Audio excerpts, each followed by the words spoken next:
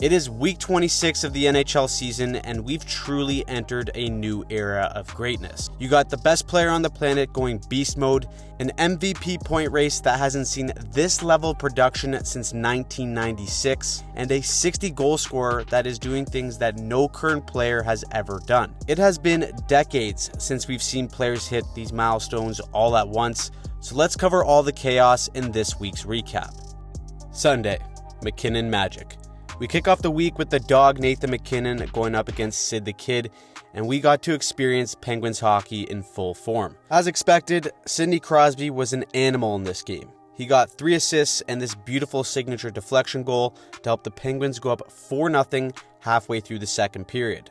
But these are the Penguins, and just like this entire season, they wouldn't fail to piss away a great game from their captain.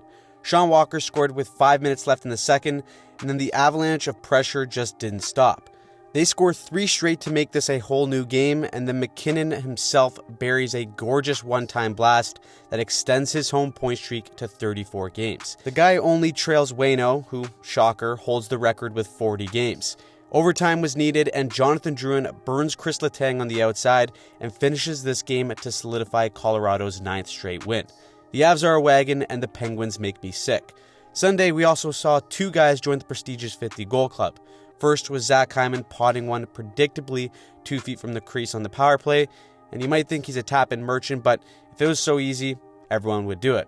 Unfortunately, it comes to a loss to the Senators.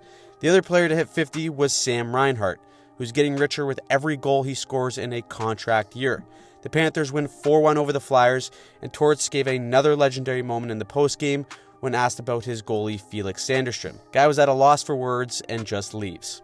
Incredible. The return of Ovi is in full force right now as he scores twice against the Jets to extend his goal streak to 5 games, and the Caps win 3-0. This team is a walking anomaly with their goal differential, and it's honestly fun to watch. A team who isn't fun to watch, however, is the New York Islanders. With the lack of firepower, their defense-first system was a boring but effective strategy to winning games, but now they're just a shell of who they once were. They used to be boring and good, but now they're just boring and suck, as the Devils shut them out 4-0, and they continuously find ways to play themselves out of the wildcard race. Both the Sabres and Habs won their matchups against Seattle and Calgary, and with all those teams out of the playoff picture, getting 2 points at this time of the year probably do more harm than good. Meanwhile, the Stars and Hurricanes remain the silent killers in both conferences.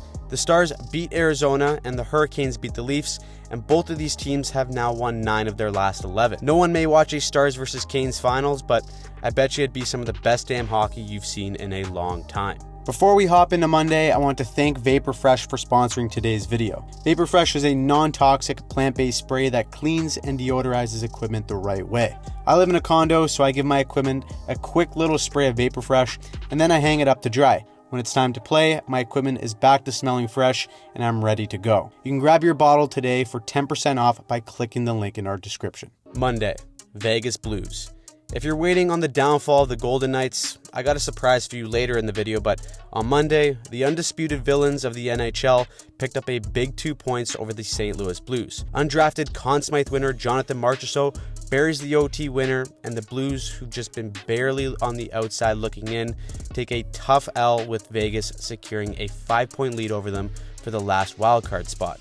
The other game involved the Kings versus the Canucks, and Anze Kopitar gets a goal and assist in a 3-2 win. Remember when the Kings were on a major slide halfway through the season and they fired their coach? All that seems to be forgotten now, as they've won 5 of their last 6 and are 1 point back of the Oilers for second in the Pacific. Those teams may very well play each other for the 3rd year in a row in the first round, and I can't wait. Tuesday, the U2 Predators. See, I told you if you're just patient, you'll get to see a Vegas downfall, and this one was incredible. With the Predators on a magical run being sponsored by U2, things looked bleak after 2 periods when they were down 4-1 to the Golden Knights.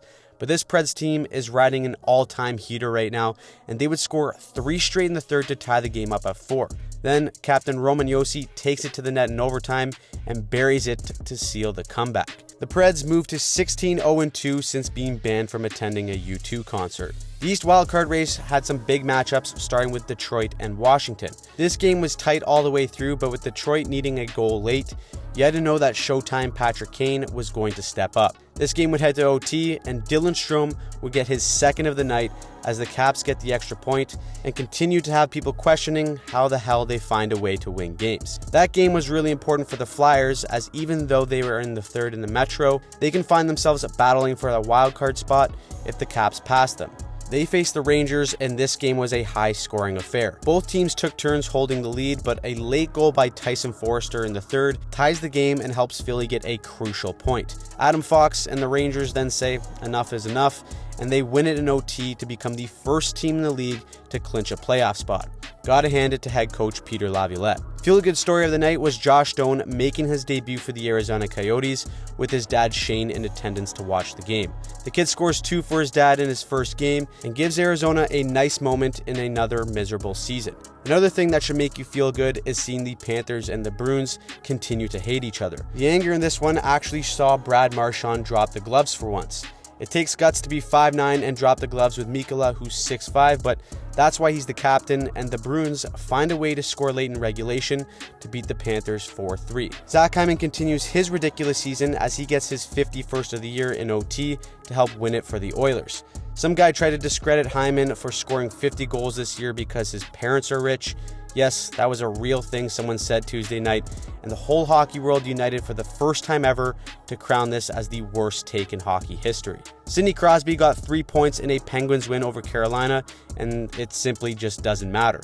The Penguins didn't waste this effort from Sid tonight, but instead, they chose to waste it all season long. The Leafs and their stars gave their famous $11 million effort on a Tuesday against the Devils. They get spanked 6-3, and Keefe calls out Tavares. Matthews and Nylander say they need to play better, and it's rinse and repeat for Leaf Nation. A couple of toilet bowl teams got in the mix as well, as the Habs of all teams snap a 9-game winning streak for the Avs, and the Kraken snap their 8-game losing streak against the Ducks. Joey Daccord had to make only 12 saves to record a shutout in that game, and it's truly dark times over in Anaheim. To end the night, the Bedards beat the Flames to continue their bid for being the best-worst team in the league, while the Sharks' Cup hopes tragically come to an end in a loss against the Dallas Stars. Wednesday, Atlantic Showdown. With only 2 games happening on Wednesday, all the teams included were in the Atlantic. The first game, which actually meant something, was between the Bruins and the Lightning, and Tampa has looked like a completely different team as of late. Vasilevsky has found his game yet again after coming back from an injury, and Tampa wins this one 3-1 with a game winner from Braden Point. The Lightning are 7-0-1 in their last 8, and they're now just 2 points behind the Leafs, in which they can overtake them for the 3rd spot. Everyone's trying to jockey for a better first-round matchup, but the way I look at it, every team is so good that I don't think there's such thing as an easy matchup, and the first round is completely wide open. Now, 2 teams that will be golfing come playoff time are the Buffalo Sabres and the Ottawa Senators. They played each other on Wednesday, and Shane Pinto had the famous Pinto parlay, which included him scoring 4 points and the Sens spanking the Sabres 6-2. Sabres fans actually booed the team off the ice in the first period after they were down 5-1. I don't blame them one bit. It has been a terrible, disappointing year, and really, both of these teams had high expectations coming into this season, and both of them have let their fans down with colossal disappointment. If you're a fan of either team, expect both of them to go on a run late in the season for them to hurt their draft position. Thursday, pathetic wildcard. Thursday, we got more evidence that no one in the East wants that last wildcard spot. Detroit, Washington, and Philly all got whooped, and all of them wasted a golden opportunity to take advantage. That, of course, except for the New York Islanders. Watch now that we roasted them earlier in the week, they're going to go on an absolute heater. They grab a gutsy win over the Florida Panthers, and that gives them a crucial 2 points to stay within the hunt. On the other side of the spectrum, a few teams actually clinched a playoff spot, as Carolina, Florida, and Dallas all punched their ticket to the playoffs. The Predators' amazing U2 sponsorship expires against the Arizona Coyotes of all teams. Their 18-game point streak is officially snapped after a Logan Cooley hat trick, as they beat the Preds 8-4. The Yotes have won 5 of their last 6, and they're gonna just absolutely love Salt Lake City. The unbelievable 35-game home point streak from Nathan MacKinnon was also snapped on Thursday when the Rangers beat the Avs 3-2 in a shootout. This has the potential to be a future Stanley Cup final, but the Rangers have hit another gear here in the last few weeks as they improved to 8-2 in their last 10. Now, when it comes to potential matchups, none may be better than the Oilers and Kings going at it in the first round for the 3rd year in a row. These two teams hate each other, but the Oilers remain the Kings' kryptonite. McDavid has a casual 3-point night, and that's his third straight year with having 120 points or more. The guy was 114th in NHL scoring in November, and now he sits just 2 points back of Kucherov for the league lead. Absolutely sickening. We may also have a potential fraud alert in the West, as the Jets have now dropped 5 straight after losing to the Vegas injury reserves. The Jets are going to make it into the playoffs, but they did the same thing before last year's postseason. They were one of the best teams in the league for a bit, then they lost their mojo down the stretch and then got destroyed in the first round. Jets fans are hoping that isn't the case again this year. As for the wild card race in the West, the only team who can find a way to sneak in are the St. Louis Blues. Despite being 7-1-1 in their past 9 games with a win over the Flames, they are still 5 points back of a playoff spot. They likely won't make it in unless the Kings or the Golden Knights go on a decent slide. Friday, the Devils' demise. Nothing says an electric Friday night of hockey like the Buffalo Sabres versus the New Jersey Devils. The Battle of Mid probably makes you want to scratch your eyes out, but then you would miss Tage Thompson having a legacy game. He scores 4 goals in this one as the Sabres take this game 5-2, and that pretty much puts the playoff hopes for the Devils on life support. This has been a big-time regression of a season that's been plagued with injuries and bad goaltending, as they look drastically different from the team that eliminated the Rangers last year in the first round. The Sabres, on the other hand, are their own mess, but they win the Battle of Mid on Friday night as we move on to a jam-packed Saturday night of hockey. Saturday, NHL greatness. Right now, we're witnessing one of the most talented eras of NHL hockey. You got 3 players with 120 plus points for the first time since 1996, and now we have the only active player in the NHL with 2 60-goal seasons. The Sabres played the Leafs in their second home rink at the KeyBank Center, and Auston Matthews, in an absolute dog of a shift, gets his 60th goal of the year. Leaf fans go nuts, and Matthews has his second 60-goal season of his career. What blows my mind is that not even Alex Ovechkin has achieved that in his career. And despite that, he's still in a position to become the all-time NHL goals leader by passing Gretzky. We are truly in the superstar era of the NHL. The game ends in a tidy 3-0 score for Toronto. The fellas get a little rowdy at the end, but the Cup parade has never been more back on, and it may even make a stop in Buffalo come June. Now, if I'm the Preds, I'm telling the entire team that they can't see any of their kids until they win another game. They played the Avs on Saturday, and after having a 4-2 lead in the second, the Avs scored 3 straight in the second period, and then the Nate Dogg gets 2 of his own in the third to bury the game. With those 2 points, he takes back first place as the NHL point leader, and the back and forth MVP race continues to get more interesting. Now, of course, ever since we made a video on how the Preds have turned their season around, they haven't won a game. You can check out that video after this one, but since there isn't an upcoming U2 concert that they're attending, canceling family visits may be the only way to get this team to win once again. Now, the balls that made John Hines look like a boss a few weeks ago, unfortunately ends up costing him and the Wild against Vegas. You live by the sword and die by the sword, and after pulling the goalie a few weeks back to win the game in OT, the Wild went for it again.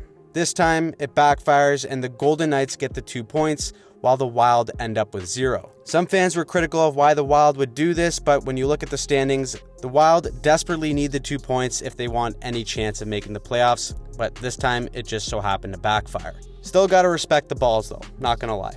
The Oilers had the Ducks for the biggest layup of the night, which meant an easy 3 points for Connor McDavid, which included this gorgeous goal where he goes backhand, forehand roof for the vapor fresh, disgusting goal of the week. And with that, he continues to lurk right behind McKinnon and Kucherov for the league lead. He's closing in on 100 assists in a season, and this may be the most dominant stretch of hockey that he's played in his career. After having the start that he and the Oilers had, for him to be in this position in the NHL point race is absolutely absurd. The Oilers now sit 4 points behind the Canucks for first place in the Pacific. Now, for Sens fans, I'm sorry you got to go through this, but you had to know your team was going to go on an absolute heater to end the season. They beat the Jets 3-2, and this one was a heartbreaker for Winnipeg as Sean Monahan misses a wide open net in the dying seconds.